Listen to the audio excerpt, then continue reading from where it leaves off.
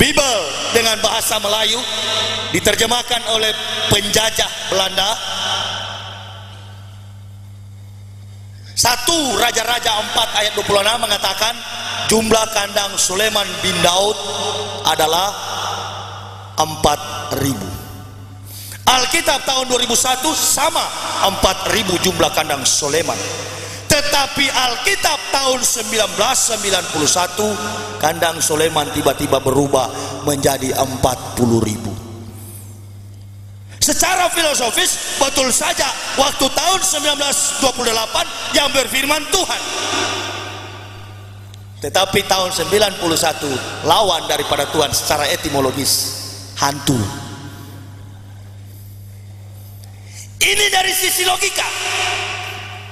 Karena saya bukan manusia goblok yang masuk Islam. Saya katakan sekali lagi, garis bawahi, tidak ada seorang yang goblok, yang tolol, yang bahlul akan sampai kepada agama Islam.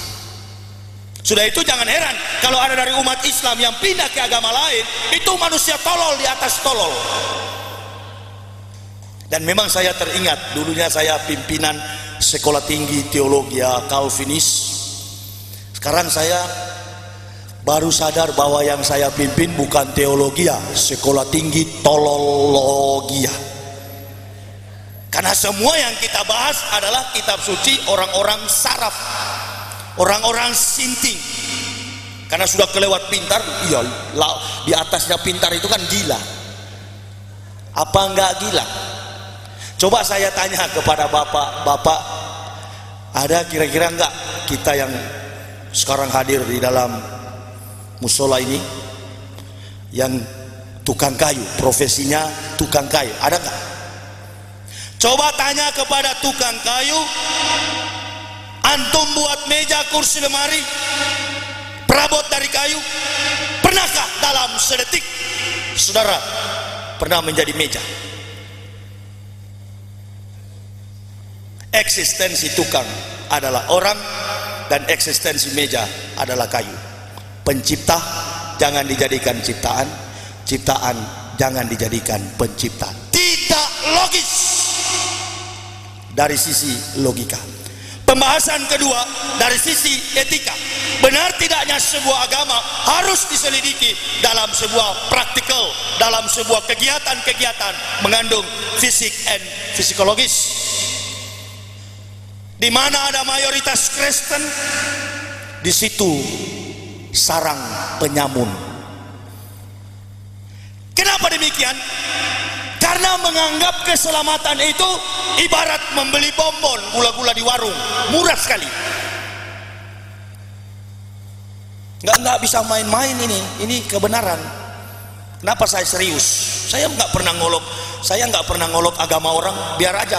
Lakum dinukum wal yadin. Agamamu agamamu, agamaku agamaku.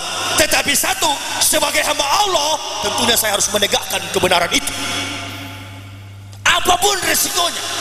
Mau hidup kah, mau cacat, mau mati, mau di penjara, no problem. Ini kebenaran, nggak perlu dikawal, saya nggak pernah takut. Saya basis Kristen, saya siar tablik akbar di Manado. Dan saya sampaikan, lebih baik dikatakan gila tetapi tidak sesat. Karena orang gila belum tentu sesat, tetapi orang sesat lebih daripada gila. Di mana ada mayoritas Kristen, basis Kristen, di situ penyamun, mabuk, diskotik, dansa, hura-hura. Kampung saya Manado itu paling banyak sekali Islam KTP. Sudah itu saya siar kemarin, saya katakan toleransi yang kebablasan. Hormati, ya, merupakan ajaran Islam. Menghargai, ya, sesama makhluk, hablum minanas. Tetapi kita sebagai umat beriman ada prinsip ketauhidan, prinsip keimanan.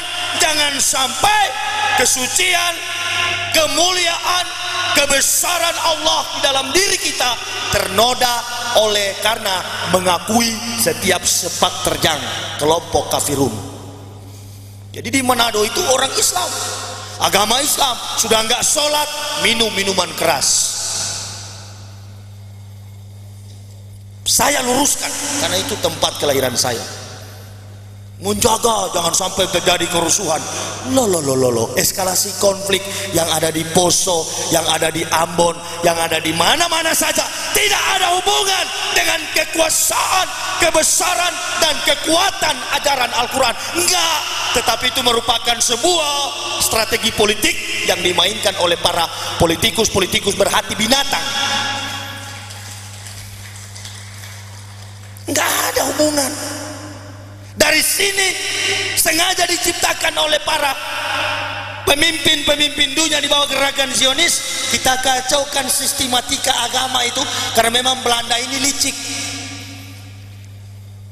Tidak ada strategi homogenisasi, tidak ada. Tetapi heterogenisasi dia bangun. Di utara dia bangun Kristen di Manado, basisnya. Di Irian dia bangun di Jayapura.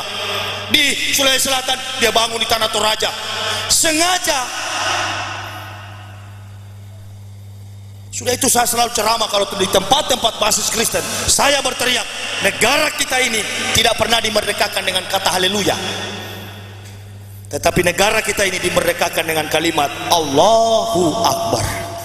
Atas berkat rahmat Allah yang Maha Kuasa, didorongkan oleh keinginan luhur supaya berkehidupan kebangsaan yang bebas. Kebebasan kemerdekaan itu adalah Islam. Simple. Biar miskin tetapi kaya di surga sana. Saya tinggalkan gaji ya secara manusia, secara psikologis. Jujur saja saya waktu pertama masuk Islam, apalagi istri saya seorang wanita, lantas kerja di mana kamu nanti? Ini kan sudah berhenti dari pendeta, mau makan apa kita? Saya bilang makan batu kalau tidak ada, karena saya sudah jengkel tiap malam tinggal bisik-bisik kerja apa. Saya dari manusia gengsi dengan gaji puluhan juta tiap bulan. Ketika masuk Islam di Jakarta saya kerja bangunan. Memang begitu ajaran Islam, biar dapat 2.000 yang penting halal,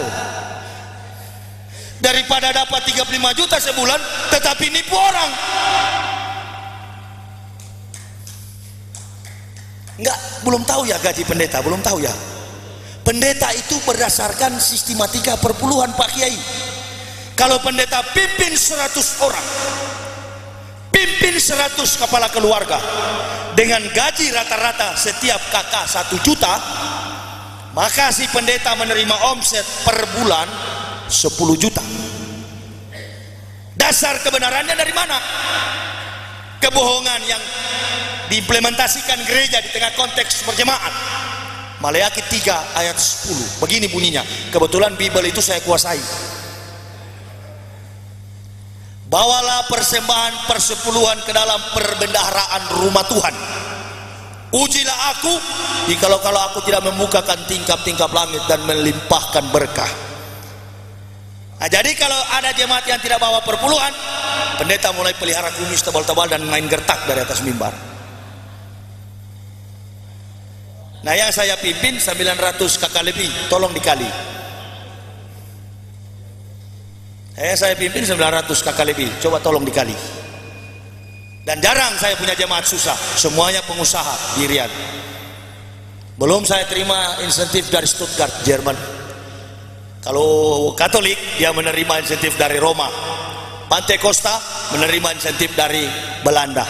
Nah, dari fakta ini pendeta dengan pendeta tidak pernah cocok, tidak pernah akur, tidak pernah rukun, tidak pernah damai. Satu dengan yang lain hidup di dalam fitnah, saling menjelekan karena